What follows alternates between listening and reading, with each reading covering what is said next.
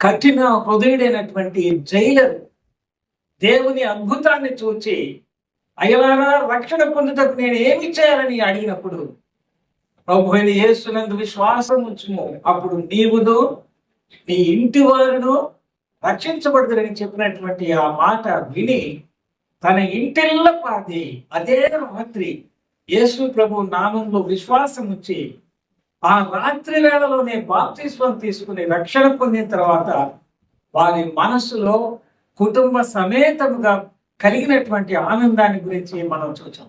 కాబట్టి ఒక కుటుంబంలో ఏర్పడే అన్ని రకాల సమస్యలకు నివారణ ఏంటి అని అంటే, ఇప్పుడు ఏం చెప్తాం మనం, అయిపోయింది ప్రసంగం.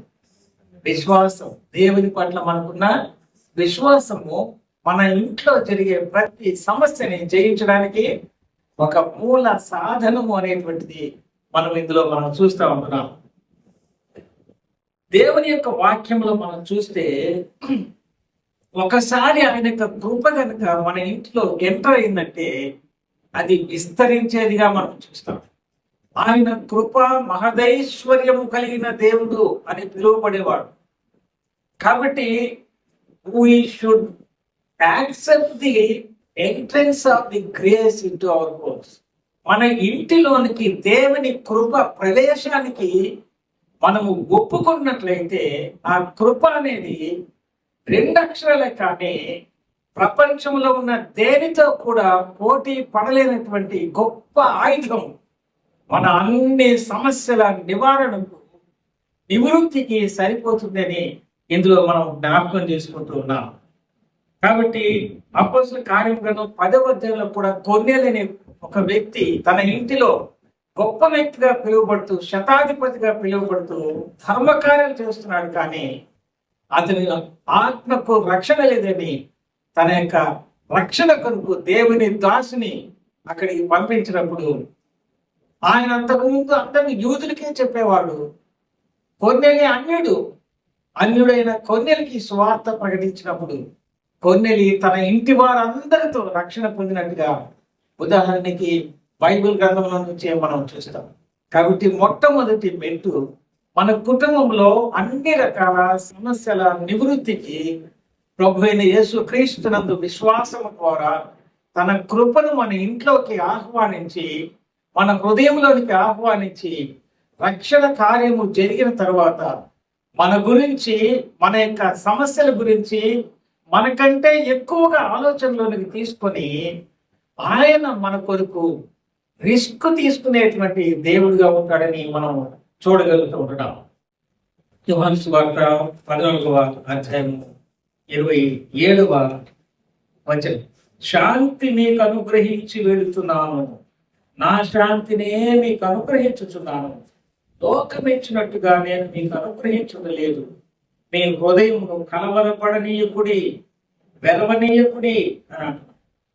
శాంతి అని కింద సమాధానము అనేటువంటి మాటని మనం చూస్తున్నాం. ఏ శాంతిని అనుగ్రహిస్తున్నాడు?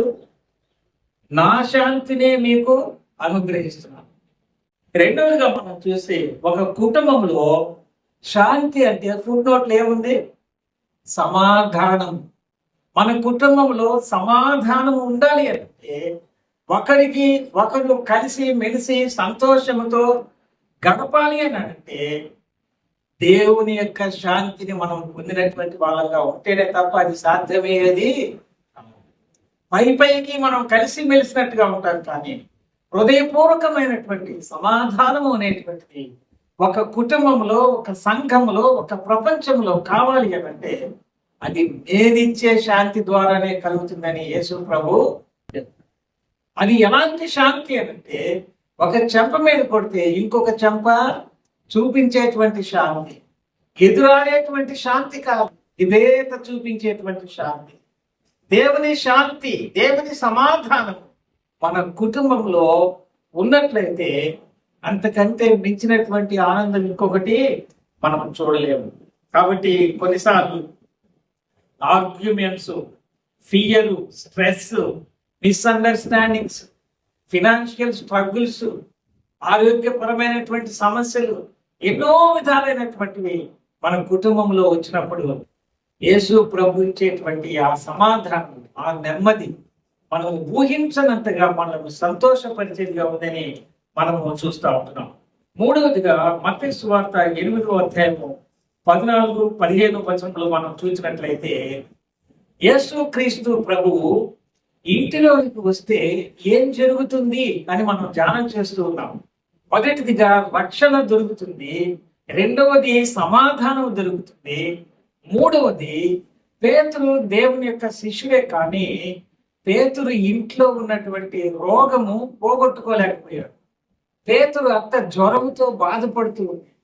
ఆ జ్వరము ఎంత చేసినా వదలట్లేదు. యేసు ప్రభు ఎంటర్ అయ్యాడు.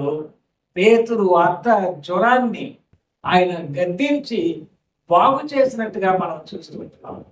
కాబట్టి యేసు ప్రభు మన ఇంటిలోనికి ప్రవేశిస్తే మూడవదిగా మనకు కలిగేటువంటి మేలు ఏమిటంటే రోగము అనేది పోతుంది అని చూస్తాం. మూడవదిగా మనం చూస్తూ ఉంటున్నాము, యేసు ప్రభు మన ఇంటిలోనికి వస్తే మన ఇంట్లో ఏముంటుంది? ఆరోగ్యం ఉంటుంది. పేతురు అంత జ్వరాన్ని గద్దించినట్టుగా మనం చూస్తాం. ఆయన నోటి మాట రోగాన్ని పోగొడుతుంది. ఆయన నోటి మాట లాజరు చనిపోయి ఉంటే సమాధి చేయబడి 4 రోజులైతే లాజరు బయటికి రమ్మంటే సజీవంగా బయటికి రాగలిగాడు. ఆయన వస్త్రపు చెంగు ముట్టుకున్నటువంటి స్త్రీ 12 సంవత్సరాల నుంచి తగ్గనటువంటి రోగాన్ని బాగు చేసుకోగలిగింది. యేసు ప్రభు మన ఇంటిలోకి వస్తే రక్షణ ఉంది, రెండవది సమాధానం ఉంది, మూడవది రోగము పోతుంది, స్వస్థత చేకూర్చబడుతుంది. ఈ సంతోషకరమైనటువంటి కుటుంబ వ్యవస్థ ఉండాలి అని ప్రతి కుటుంబంలో సామాన్యంగా ఉండేటువంటి స్ట్రెస్, మిస్అండర్స్టాండింగ్స్, ఒకరు చెప్తే ఇంకొకటి అది కాదు ఇది అని అంటారు అనమాట. ఆర్గ్యుమెంట్స్ కదా, ఫినాన్షియల్ స్ట్రగుల్స్, హెల్త్ ప్రాబ్లమ్స్, ఈ రకరకాలైనటువంటి సమస్యలన్నిటికీ నివృత్తి యేసు క్రీస్తు ప్రభువులో ఉంది అని దేవుని వాక్య ఆధారాలతోటి మనం ధ్యానించగలుగుతూ ఉంటున్నాం. మత్తయి సువార్త 6వ అధ్యాయం 33వ వచనంలో మనం చూస్తే అక్కడ ప్రొవిజన్స్ ఆఫ్ గాడ్ అనేది మనం చూస్తాం. ఆకాశ పక్షులను చూడండి, అది విత్తవు, కోయవు, పంట కూర్చుని మరొక వాక్య భాగంలో చూస్తాం. ఈ వాక్య భాగంలో మొదట దేవుని నీతిని, దేవుని రాజ్యాన్ని వెతకండి, అప్పుడు అవన్నీ కూడా మీకు అనుగ్రహించబడతాయని చెప్పి దేవుని వాక్యంలో మనం చూస్తున్నాం. దేవుడు అనుకుంటే పెరుగు తినే స్వభావం కలిగినటువంటి కాకులతోటి ఇక నేను చచ్చిపోదాము, నా వల్ల కాదు అని గొప్ప ప్రవక్త ఆకాశం నుంచి అగ్ని గంధకాలను మాట ద్వారా, ప్రార్థన ద్వారా కురిపించినటువంటి ఏలియా ప్రవక్త అనుకుని ఎక్కడో ఒక వాగు దగ్గరికి వెళ్ళి తలదాచుకుంటే, ఆహారం తినో, లే, బలం తెచ్చుకో, ఇంకా పని ఉంది, నడక ఉంది అని దేవుడు కాకుల ద్వారా మాంసాన్ని, రొట్టెని పంపించాలంటే ఈ నేటి రోజుల్లో బలమైనటువంటి ఆహారం ఏది అంటే ఏం చెప్తాం మనం? గోధుమ రొట్టె, మటన్ కర్రీ. అది తన దాసునికి ఎవరి ద్వారా పంపించాడు? That is the provision of God. అది మనం ఇక్కడ చూస్తాం. మన యొక్క జీవితానికి అవసరమైనటువంటి సందేశాన్ని, మన జీవితానికి అవసరమైన ఆత్మ రక్షణని, మన కుటుంబ వ్యవస్థలో అవసరమైనటువంటి ప్రొవిజన్ ని గాడ్ విల్ ప్రొవైడ్ అనేది ఇక్కడ మనము చూస్తున్నాం. దేవుడు మన జీవితంలో ఎంటర్ అయితే, if we allow God to enter into our home and our heart, he will do each and everything what we need today. ఈ రోజున నశించే లోకంలో యేసు ప్రభువుని మనకు హృదయంలోనికి ఆహ్వానించి మన ఇంటిలోనికి ప్రవేశాన్ని అనుమతించినట్లయితే ఆయన మనకు రక్షణ ఇస్తాడు, సమాధానాన్ని ఇస్తాడు, మూడవది ఆయన ఆరోగ్యాన్ని కూడా ఇస్తాడు. నాలుగవది మనము చూచాము, మన ఇంటి అవసరాలను కూడా తీర్చేవాడుగా ఉంటాడని మనం చూస్తాం. చివరిదిగా 5వ మాట ఫౌండేషన్. అసలు ఆ ఇంటికి పునాది అనేది లేకపోతే పైన ఎంత కట్టినా కూడా కూలిపోతుంది కదా. మనకు ఉండేటువంటి ఆ యొక్క పునాది, ఆ ఫౌండేషన్ ఏంటి అంటే మనకు తెలుసు కదా, ఇసుక మీద కట్టినటువంటి ఇల్లు అది నిలిచేది కాదు, బండ మీద కట్టినటువంటి ఇల్లు నిలుస్తుంది. యేసు క్రీస్తు అనే బండ మీద మన ఇంటిని మనం కట్టుకుంటే కనబడేటువంటి తల్లి, తండ్రి, భార్య, భర్త, బిడ్డలు, తల్లిదండ్రులే కాదు, మన యొక్క హృదయము, మన యొక్క జీవితము, అది కూడా ఒక ఇల్లు లాంటిది. యేసు క్రీస్తు ప్రభు ఆయన మన ఇంట్లో ప్రవేశిస్తే ఇన్ని రకాలైనటువంటి ఆశీర్వాదకరమైన మేలులు దేవుడు మనకు కలిగించేవాడుగా. అయ్యా నీకు ఈ గాయాలేంటి అని అడిగితే 2వ రాకడలో నేను ప్రేమించిన వారి ఇంట్లో ఉంటే నాకు కలిగాయని యేసు ప్రభు. ఆకాశము, భూమి, చుట్టూ సముద్రాలే అయినటువంటి కప్పుగా మనం ఇదంతా ఒక ఇల్లుగా చూస్తే, ఇలాంటి ఇంటిలో చెడిపోయినటువంటి మనల్ని రక్షించడానికి సిలువలో ఆయన పవిత్రమైన దేహం మీద మన పాప శిక్ష వేసుకుని ఆయనను బాధిస్తూ ఉంటుండగా ఒక్కరాయన ఆయన దగ్గరికి వచ్చిన వాళ్ళు లేరు. మన కొరకు, మన రక్షణ కొరకు, మన కుటుంబ క్షేమం కొరకు ఆయన చేసినటువంటి త్యాగాలను జ్ఞాపకం చేసుకుంటాం.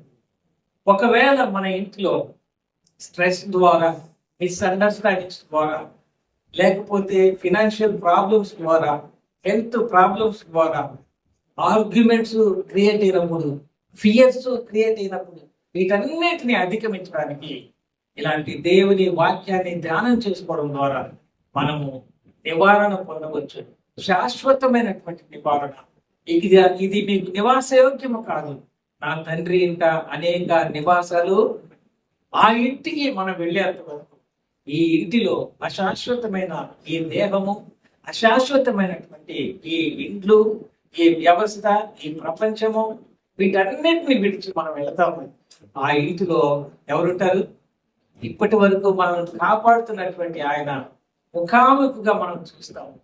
నిత్యము ఆనందంతో అక్కడ మనం ఉండేటువంటి అవకాశాన్ని మనం కలిగి ఉంటామనేటువంటి స్థితిని మనం గమనిస్తుంటున్నాం. కాబట్టి these kind of teachings of Christ will help us to overcome each and every problem in our home and life. దేవుడి మాట మన ఇంటిలో ఆశీర్వదించారు.